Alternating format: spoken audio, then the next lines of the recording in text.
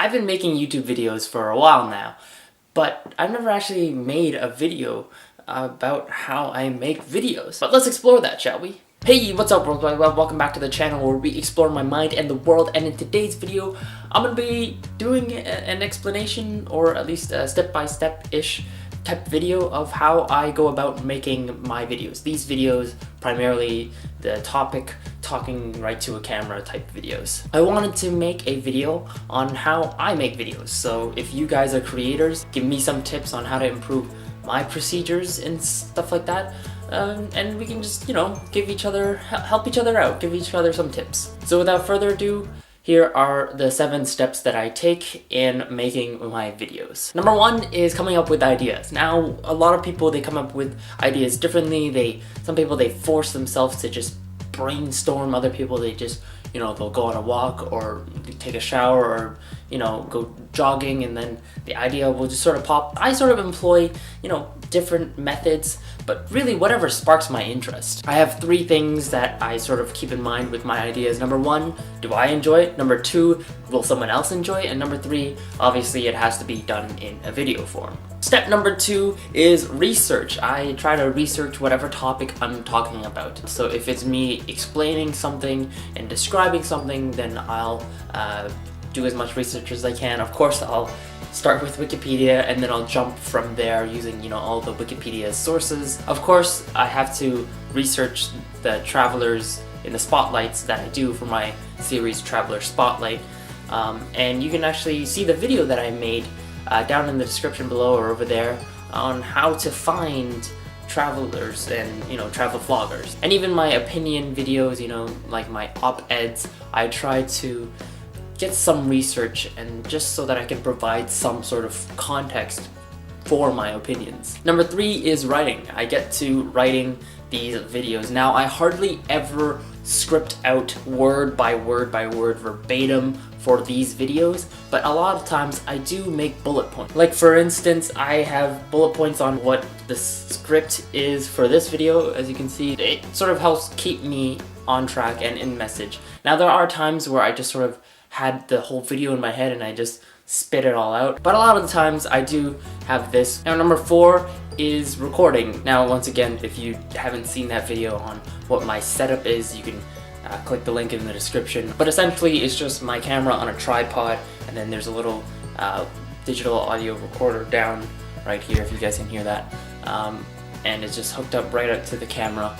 And if it is a voiceover type video, I'll just record straight into the Tascam. And that'll be that. Number 5 is all the pre-post production, which sounds weird, but really all that is just managing all my files. I make sure to manage all my files and video files into folders. And as a general thing, I'm not the craziest organized. Like, I move everything out of the way in this room so that you guys don't see.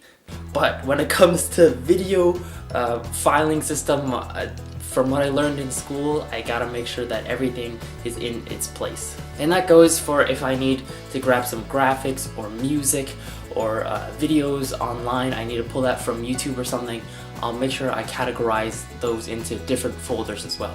And number 6 is the actual post-production editing part, the actual cutting of the videos, in point, out point, all that stuff, putting it into the timeline. For some of you guys who don't know, I use Premiere Pro.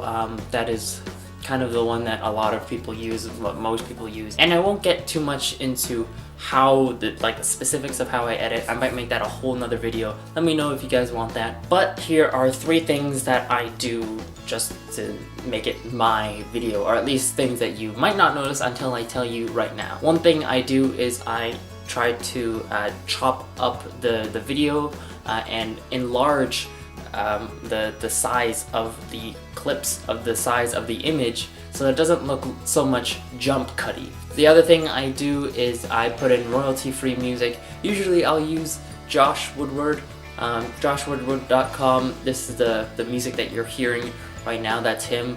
That's kind of like my theme song, I guess. And another thing I do is I make sure to chop up the music and fit it to the editing that I want to do, and sometimes I'll cut it out completely for dramatic effect.